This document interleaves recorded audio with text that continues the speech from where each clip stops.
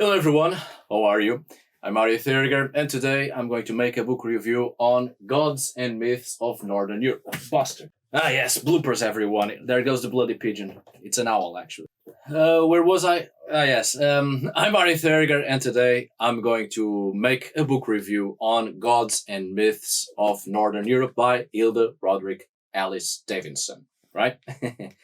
So, as you know, Hilde Davidson was one of the most famous researchers on Germanic mythology, author of this classic Gods and Myths of Northern Europe, originally published in 1964.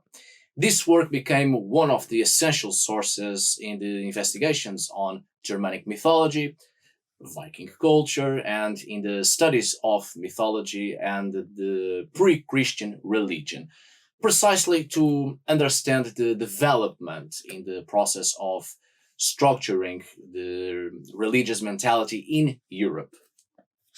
So, it is also a very important source due to the author's ability to synthesize the topic in a very succinct way, focusing on the essential points, but also by the use of different types of sources, be those historical, literary, epigraphic, iconographic, and of course, archaeological sources. Contrary to what some academics think, and this one goes directly to Dr. Jackson Crawford, whose works are essential in my opinion, and I greatly enjoy his lectures, and I find him to be one of the best sources in Old Norse language we have nowadays, if not the best one concerning linguistics, that field of expertise. However, precisely because his field of expertise isn't archaeology and other fields of human social sciences, there are certain understandable limitations on the knowledge and the perception of this historical past. So, contrary to what is believed, that it is impossible to know about the historical past because there are no literary sources, this is not at all true. Because there are actually enough scientific areas that prove otherwise, and there is enough information that can be achieved even if there are no specific written sources of a given period.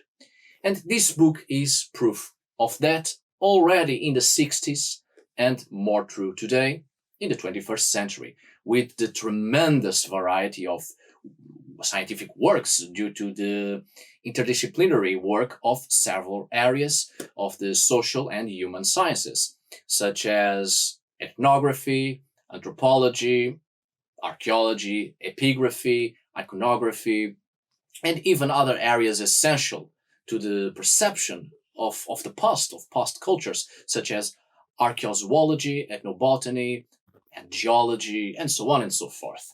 It is not only literary sources, historical documentations, that are the only possible means to know the past. And that is why it is a mistake to think that because there is nothing written, we cannot possibly know the past. That's not true, as I've said.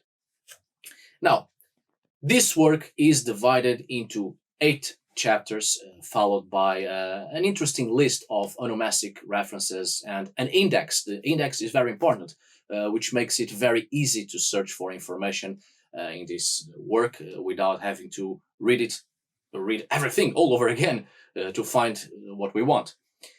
Now, at the beginning of this work, Davidson discusses her theoretical connections and methodological influences. She was, as you know it, I'm not sure if you know it, but she was a great supporter of the line of thought or the school of thought and the approaches of Mircea Eliade and Georges de Musil. The author defended the study of myth to understand society, the political and cultural structure of peoples during history. For her, only the comparative study of myth could provide elements for contemporary researchers to understand the motivations and the symbolic meanings of these narratives for ancient societies. Thus, Davidson carried out a comparative study of the Scandinavian pantheon with the oldest mythical forms, such as the continental Germans, as an example of the migration period, seeking to find common patterns or common ground among the mythical symbolisms of these societies. So, in the first chapter, entitled The World of the Northern Gods, the author discusses generic issues related to sources on Germanic mythology.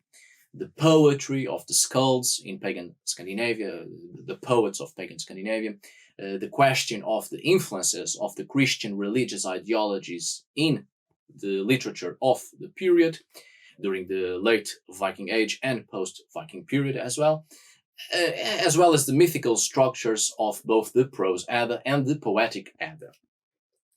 It is an essential chapter, in my opinion, for those who do not yet have a detailed knowledge on this topic, and I consider it an important introduction to the criticism of manuscript sources from the Middle Ages, precisely. Even those who believe that written sources are the only possible means or the only possible way to know the past, which is not, as I have said, there must be, at least from the part of those people, there must be at least the sensibility to understand that even such sources are often biased and usually written by specific social and religious groups with their own perceptions and transporting their own perceptions and ideologies to everything else. As I usually say, history is often the focus on the mentality of the persecutors rather than of the persecuted. So, a lot of historical written sources about a certain culture were often written by what people completely detached from a culture thought about that same culture, and not at all on the point of view of the cultures themselves. And it is important to take that in mind, especially in relation to the Middle Ages and what was written about the pagan peoples, because the sources are not about what the pagans thought about themselves, but what the clergy wrote about the pagans and their ideas of the pagans, often decades and even centuries after Christianization. So we need to take that in mind. It's very important. So this is why the author had the sensibility to create a work both for those who are taking the first steps on this theme, as well as for those who already have some knowledge on the subject. So the second chapter of this book, entitled the Gods of Battle, is dedicated to the interpretation of religious cults related to the seemingly most important god in the German Scandinavian pantheon, Odin.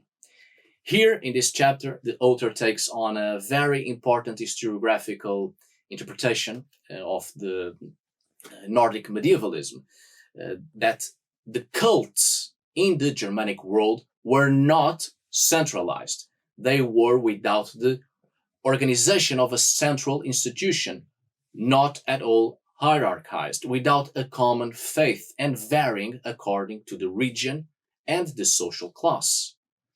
As an example, as you well know it, the god Odin was most worshipped by nobles and kings, by the elite, by the nobility, and for this very reason was the main deity in Scandinavian literature, associated with magic and war, most of all.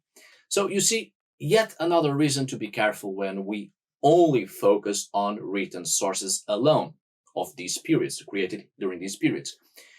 We have the impression that Odin was the most worshipped of all the gods by everyone, almost as if it were a monotheistic religion solely focused on this deity because he was precisely worshipped by the elite.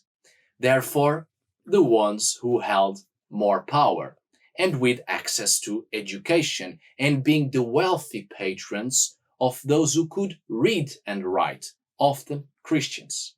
Therefore, they paid to have it written the things they were more focused on, the things they cared about, which is why it is essential to be aware of the other scientific fields that also focus on the historical reality, but outside the elite panorama, outside the centers of power, where people worshipped other gods and in fact cared little about Odin and had their own magical religious activities and several cultural syncretisms.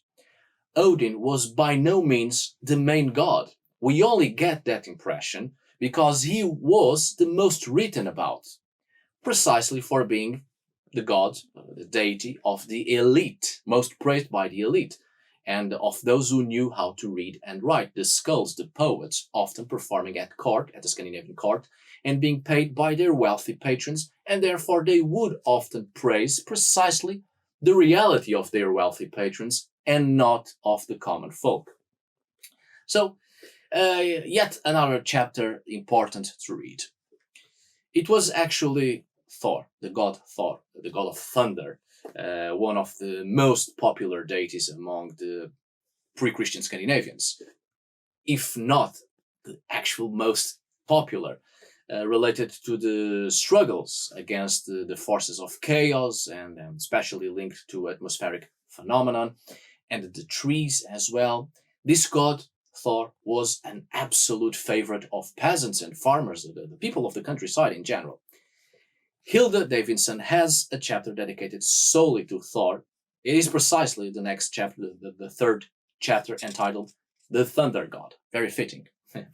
Of course, there are several chapters, 8, I think, if I'm not mistaken. And I don't think I should review each one of them, but I think you get the point that I consider these to be one of the most important sources for Germanic studies. Still an important source, right? Of course, there are a couple of aspects in here, a couple of ideas that are no longer true, or we have a lot more information about it right now, and several other interpretations due to new researches and new findings. Of course, this is always developing. But all in all, it is a very good source, in my opinion. And I say this because Davidson still talked about the symbol of the swastika being related to Thor, the god Thor, which is not. This was a common belief among academics for a very long time, even during Davidson's time, as you can read, actually until quite late as the 21st century. There are many academics that still cling on to the belief that the swastika is related to the god Thor, which is not. There are several evidences that prove otherwise, and it was a common mistake because the swastika, after Christianization and in Iceland and during the modern period onwards, is associated with Thor on an invocation, invoking the old gods alongside Judeo-Christian demons and biblical figures. So this gave the impression that Thor must have been associated with the swastika in pre-Christian times, right? Which isn't true. But I'm not here, I'm not going to develop on that in this video for obvious reasons. I'm making a book review and not a history lesson on religious symbols. I think it is also important to note, just to finalize this video, it is important to note that the last part of the book, which is the conclusion, obviously, but it is entitled Conclusion, The Passing of the Old Gods, is an assessment of the general characteristics of the Nordic religiosity and the period of transition to Christianity. Part of the mythical and religious elements of the pre-Christian Vikings, pre-Christian Scandinavians in general, was related to the geographical environment in which they lived, or even explained by it. Of course, while the rest was closely linked to the legal, political, and economic structures of the late Iron Age and the early medieval Nordic society. A very interesting part in this final chapter is the discussion that the author establishes about the audience of the myths, the mythological accounts, those who listened to them and created them, exchanged and passed on the myths. The receptivity of oral narratives depended very much on the social class and the region in which it was propagated, the areas, the geographical areas. Precisely due to the lack of a central religious organization, this factor favored variations in cults and beliefs. In other words, no one was worshipping the exact same thing. No one was subscribed to the same belief systems. For the author, the individualism of Viking religiosity, pre-Christian Scandinavian religiosity, was the biggest cause for its decline with the arrival of the new faith, Christianity. With the change in the lifestyle of Nordic peoples from the 9th and 10th century onwards, paganism no longer offered the same supernatural ties, material comforts, and daily satisfactions as before. The mentality, the religious and social mentality of these people completely changed, which is one of the great contributing factors for the quick acceptance of Christianity even before the official Christianization of Scandinavian medieval kingdoms, and even before Scandinavian monarchs actually started to try to force the new faith onto their subjects.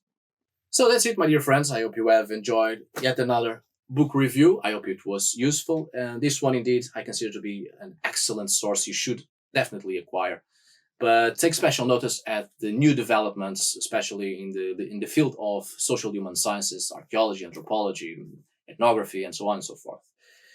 Anyway, once again, thank you so much for watching. See you on the next video. And as always, tack för idag.